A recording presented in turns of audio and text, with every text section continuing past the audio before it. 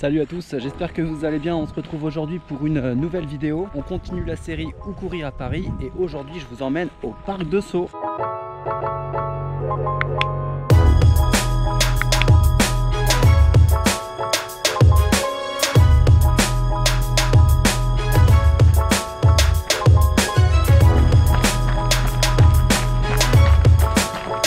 J'avais évoqué lors du premier épisode que je ferai un épisode prochainement sur le parc de Sceaux, mais comme vous le savez, les parcs jusqu'ici étaient fermés. On attendait tous avec impatience que les parcs rouvrent et là c'est chose faite et on va pouvoir enfin profiter des endroits qui nous manquaient tant. Alors le parc de Sceaux, comme son nom l'indique, il est situé à Sceaux, dans les Hauts-de-Seine.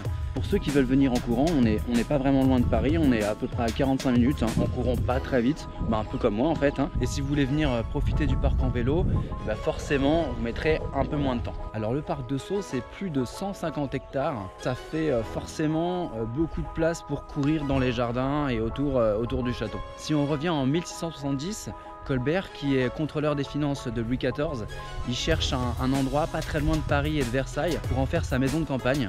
Il commence par racheter Sceaux aux héritiers de René Potier, puis il agrandit le domaine en rachetant les terres autour et il agrandit également le château déjà existant. Il fait dessiner ce fameux parc par André Le Nôtre, jardinier de Louis XIV, et à la mort de Colbert en 1683, le château appartient à son fils, le seigneur de Seignelay, qui continuera les travaux d'aménagement. Mansart, quant à lui, premier architecte de Louis XIV, dessinera l'orangerie en 1686. Pour l'anecdote, pourquoi ça s'appelle une orangerie?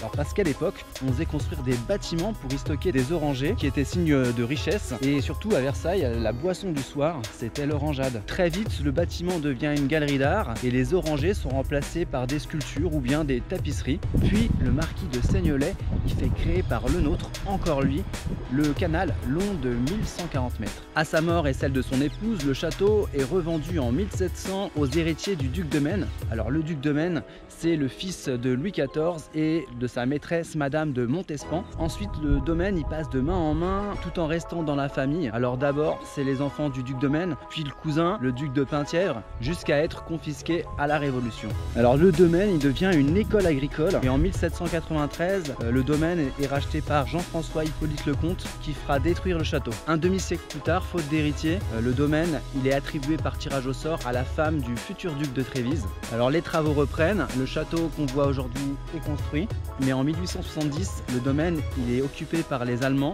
suite à la guerre franco-prussienne et il passe ensuite de main en main pour finir par être acheté en 1971 par le Conseil général.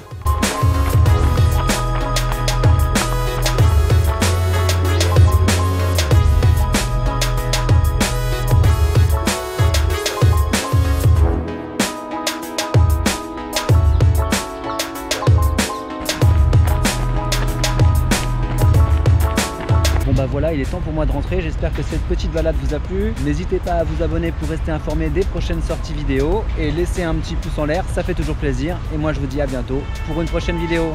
Salut!